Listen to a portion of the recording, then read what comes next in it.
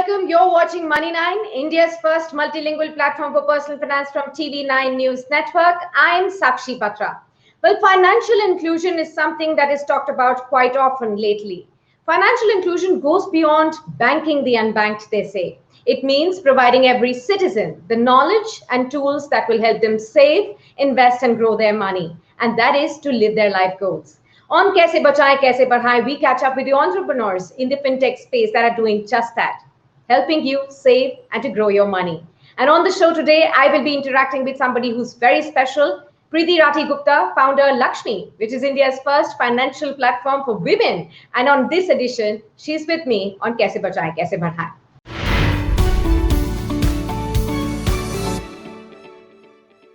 Well, thank you, Preeti, for taking out time for Money 9. It's great to have you with us on our platform and for this very important discussion. But first up, let me ask you one very interesting thing that I've heard is that you're often referred to as somebody who is a financial feminist. So help our viewers understand what is a financial feminist and why would you call yourself that?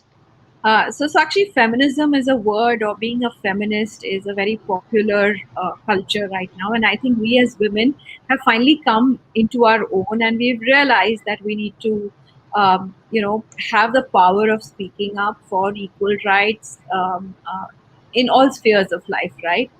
My experience in life, typically, and especially, 2 decades in financial services, tells me that while everywhere else we have asserted or we've realized that we're equal partners, we sort of push on equality.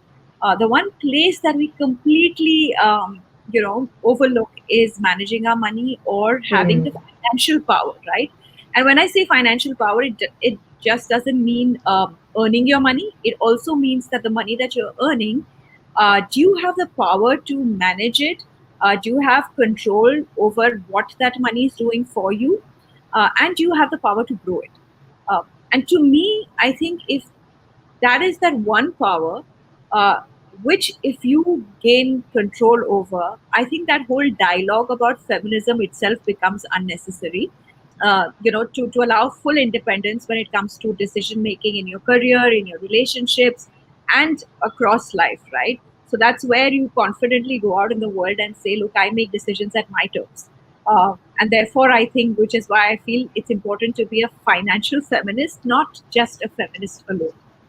Okay, it's important to be a financial feminist as well. And that's very, very pertinent point that you really made because we have seen that women began earning long time ago. Now they are currently on the top jobs in every field that we can think of. They're breaking the glass ceilings.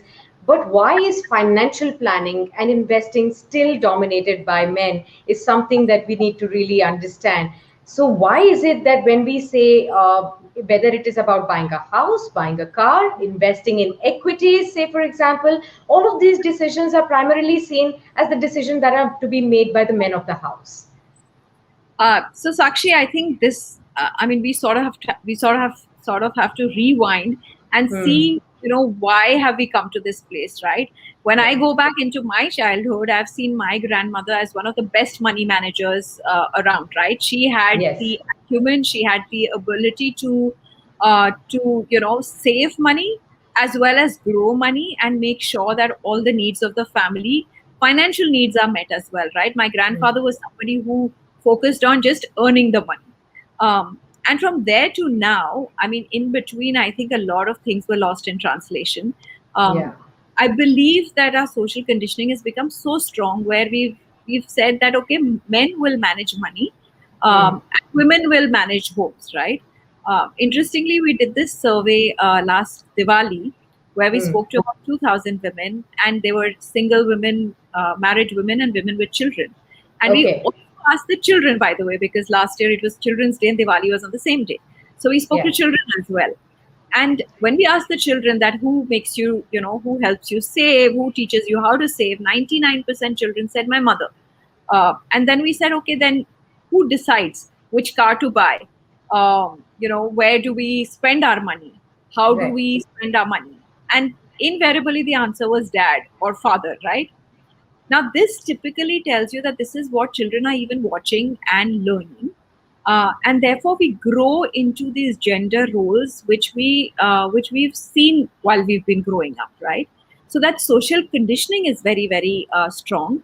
And then eventually, when you actually come into the real world, financial services is an industry which is male dominated. There's no, shying away from that. So it is men talking to men, right? So the communication is men, it is towards men, because here is an industry um, which is of course driven like any other industry by profitability, and they're saying, okay, which is our lowest hanging fruit, and which is the men out there, right? So why make that effort to reach out to women? And Sure. therefore, they're talking to men, and women have completely been left out of this entire gamut of being communicated to, being spoken to, being reached out to. Yeah. um, and I hear a lot of people, Sakshi, saying that there is no difference in the way men and women manage money. The approach is the same. Yes. I completely beg to differ. If that was the case, Okay. then you have financial services that they've been around for the longest time. Why have Right. they not taken to that communication? um, Right. there you Yeah, have a lot of because in fact, my next question to you, I really wanted to ask you back in 2018 when you decided to launch Lakshmi as a platform which is exclusively for women, by women. I mean, I wanted to understand why was there a need to have a platform which is specifically directed to women when there are so many other financial platforms already available, which are catering to all the needs that as an individual you would want to have. Yeah, so that's a great question, Sakshi, and I love answering it because that's that one question I get asked almost every time, right? Yeah. Including my own, when I wanted to start Lakshmi, a lot of my family and friends said, "Why do you need a platform for women?" Right? I mean, the simple truth is, look around you. How many women are investing their money? Even today, when there is just so much, the number of investors are increasing, the number of demat accounts have quadrupled in the COVID times. Yeah. Where are the women? On your fintech platforms as well, women are less than 10% on all of these platforms. So it's not just a question of reach. And we did a primary research on why women, what is it? What are the friction points? I think while we did realize that there are friction points in the existing system, we also realized that there is a fundamental difference in approach, in the way women look at money, right? Yeah. One, that behavioral difference is so strong that you have to address that by way of not just different communication, but also creating a different journey for women to be able to, meet those behavioral needs. And the Sure. second is also our approach, right? I mean, look at, if I ask you, Sakshi, you've invested your money. Why are you investing your money? In your head, you have probably 10 different financial goals, right? That Yeah. I want to put it here because I'm growing it, because I want to buy this, or I want to travel, or I want to do a further education. Yeah. So Financial goals. we are very driven towards, we've always been driven towards saving for financial goals. The next step between saving to meet those goals is investing. That has to follow the same journey. So financial goals is very, very important for us to be able to understand, what is happening with the money. And I think the third most important thing is, I've heard the world say that women are risk averse, which is why they don't invest. I don't think that Okay. is true. I think women are very risk aware. I think we exactly know whether we want to put our money or not, basis how much we know about a product, right? If we've understood that product, we will put money in. Today, look at, there are several new emerging products. I don't call Yeah. them investment class yet, but look at cryptocurrency. Why Yes. is it that there are a lot of number of young women who are, opting to buy cryptocurrency? If it's one of the Are you riskiest. seeing that? Are you seeing that in your Absolutely. So we have a community of women, and which is what I was coming to. That for us as women, I think one of the things is to be able to understand products really well, basis the way we look at it. And I think, which is where we believe that for women, a peer-to-peer communication, a collaborative approach is far more of an enabler than a competitive approach. Okay. If sort of if you and I sort of compete and we say, okay, let's see who makes the highest return, right? It's Sure. not. It's not an.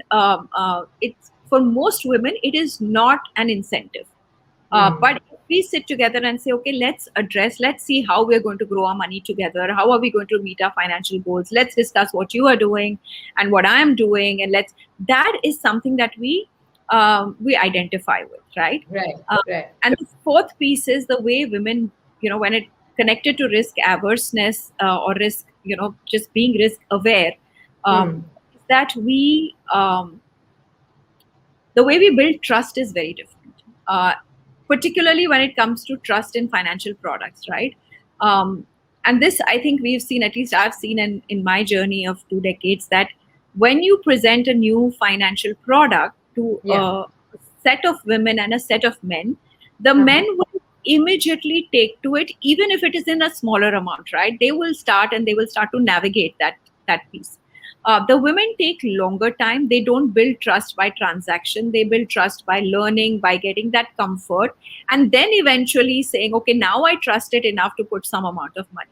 And That's because that journey is so long, the conventional financial services or fintechs are not able to. They don't want to do. It's too long a gestation for them to even try and do that. As a country, I think we're still struggling with financial inclusion. I mean, even today, we have just less than 20% of our population really with financializing their savings.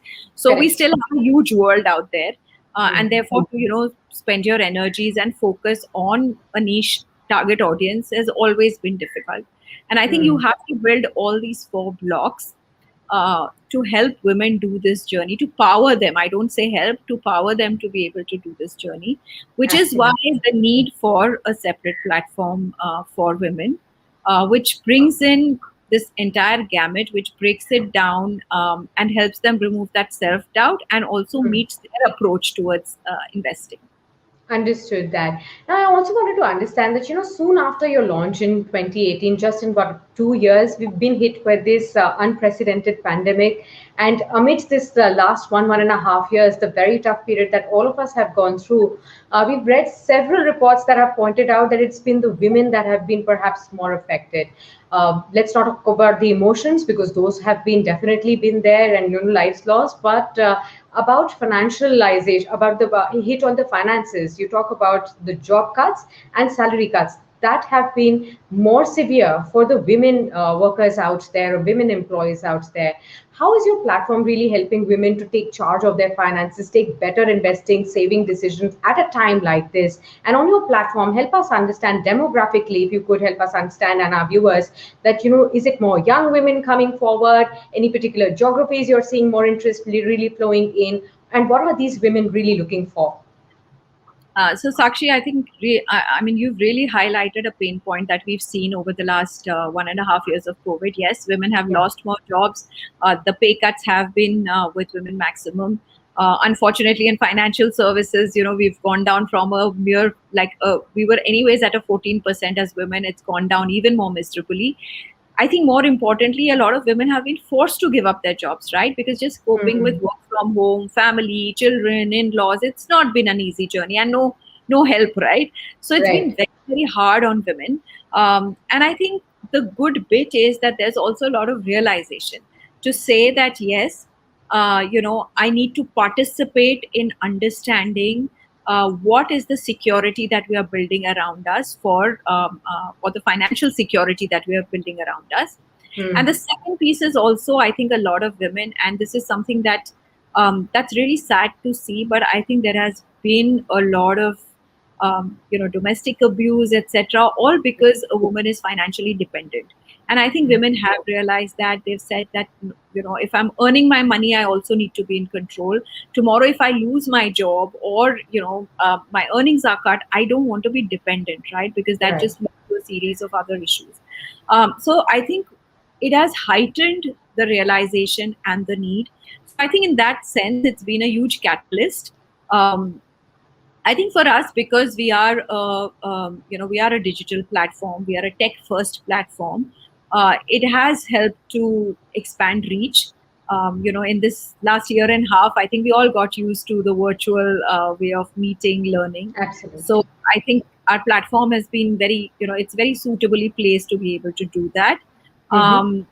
So I think just having an app on your smartphone which will help you learn, which will help you navigate this journey, which will help you real time see what your investments are worth, which helps you invest as well as withdraw at the click of a button without Okay. really having to meet anybody face to face. And most importantly, being a part of the community on the app where there are many other women who are discussing challenges, opportunities around money. It is like having this discussion sitting in your living room, right, where you discuss, Absolutely. and it's a safe space, right? So you don't have it's only women, so it's very easy. You're not worried about judgment, and you can ask all your questions. So your learning just it elevates your learning and your self confidence. So I think from that perspective, what we've been building, it actually in hindsight seems like we were building it for times like these, so that women could Yeah. actually and say, okay, this is the perfect platform for me to look at this. In terms of Absolutely. demographic, Sakshi, we cater to women in the age group of 25 to 35. That's been our target audience, because these are, and typically working women who are paying taxes. These were Mhm. for us our immediate target audience. But what Okay. we've seen is a spillover on either side. We've seen even 18-year-old, 20 years old who are saving their money, their first jobs. They're using the Lakshmi platform, and there is a spillover towards a 45-year-old age group as well, where if a daughter who's 22-year-old is managing her money or is using Lakshmi, her elder sister or mother is also very inspired. So we see a bit of a spillover. Sure. In terms of where are these women coming from? So we have about 60% of women coming from metro cities, which is Mumbai, Delhi, Bangalore, Kolkata. And then we have the other 4%, which is other 40%, which is interestingly coming from tier 2 and even tier 3 cities. And Correct. that is a very exciting space for us, Mm. because given that it's a very nascent, we're still a very nascent company.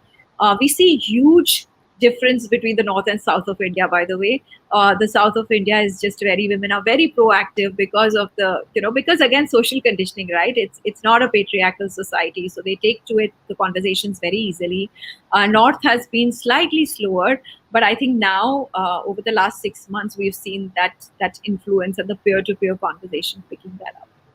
Absolutely. And lastly, I have to ask you before I let you go that, you very interestingly pointed out that, the approach of women towards money and investments is absolutely different from the way men approach it. So help me understand, what you really advise your clients out there, women who are using your platforms. What is the best way to approach their investments, and which are the asset classes that you believe are better for women investors to be invested in today's time? So, Sakshi, I think the rule is similar. You look at asset allocation, but I think the approach is different in a way that women find a lot of security. If today I'm a first time investor, I Hmm. much rather would put my money in a fixed deposit and put it in gold, right? Those are Yeah. that's like my comfort areas, right? Comfort zones. So we Yes. actually encourage them to start their journey by then looking at debt funds as an option to fixed deposits, and Okay. sort of highlighting, okay, if you put it for 3 years, then what is it that you're saving, and how the growth is different if you keep Hmm. because you're saving on a tax as well as you get indexation benefits. So with even the same return on fixed deposit and debt funds, this is what you get. So Hmm. sort of slowly highlighting that. On gold, we sort of tell them that, look, there is a smarter way of investing in gold. You understand gold as an asset class very well, Yeah. but today there is a smarter way of doing it, whether it's sovereign gold bonds or it is gold Sure. savings fund. And I think those are those little steps which they find comfort in, and then begin their journey from there. And like I Hmm. said, financial goals uh, is today, one of the most sort of helpful or the big enabler for women to sort of look at how to go about now putting away my money. So once we help them establish their financial goals, then we sort of, the app helps them understand which are the products that are suitable to these financial goals. And like you said, I think what we are consistently looking at is democratization of the ability to invest. So how do Sure. you bring fractional investing? How do you Hmm. sort of, instead of making a lot of decisions around, should I put my money in debt, should I put it in equity, should I put it in gold, should I put it in, any asset class or the upcoming asset classes like REITs or whatever, once they come. How do I create a portfolio which actually, even in my 1,000 rupees or 5,000 rupees, I'm still invested in each of these, right? So every one sum that I put in, I know that I'm already diversified, right? Yeah, So I absolutely. that's what we are sort of working on. But for us, I think it's important for women to build that life skill themselves instead of us advising them and saying, okay, this is good for you, this is good for you. The platform helps them understand and learn personal finance in a way that then they are able to take decisions themselves. And then of course then we have the products on the platform, which we've seen, once they go through that journey, they actually are able to pick up very, very effectively. Absolutely. Well, on that note, I want to thank you, Preeti, for this very wonderful, insightful discussion that we've just had. I'm sure most of our women viewers will be definitely benefited with whatever you've said. And I'm sure the platforms like yours are going to be definitely enabling more and more women out there to help, become more financially empowered and take those decisions and take this footstep towards financial freedom as well, which we always talk about on our platform. It's been a pleasure having you. Same here, Sakshi. Thank you. Thank you for having me, and it's been a pleasure. Thank you so much. And with that, we wrap up this edition of Kaise Bachaye, Kaise Badhaye for you. But we'll keep getting you such more interesting conversations with fintech entrepreneurs which are working towards helping people out there, citizens out there, in savings, investments, and growing their money. So in case you're interested in this space, then you need to like and subscribe to our channel, hit that bell icon so that you can get notified whenever we add a new video, and stay connected with us through all our social media platforms. And also visit our website, money9.com. That's both in English and in Hindi, and you get to read up all the latest news articles and all the buzz around personal finance as well.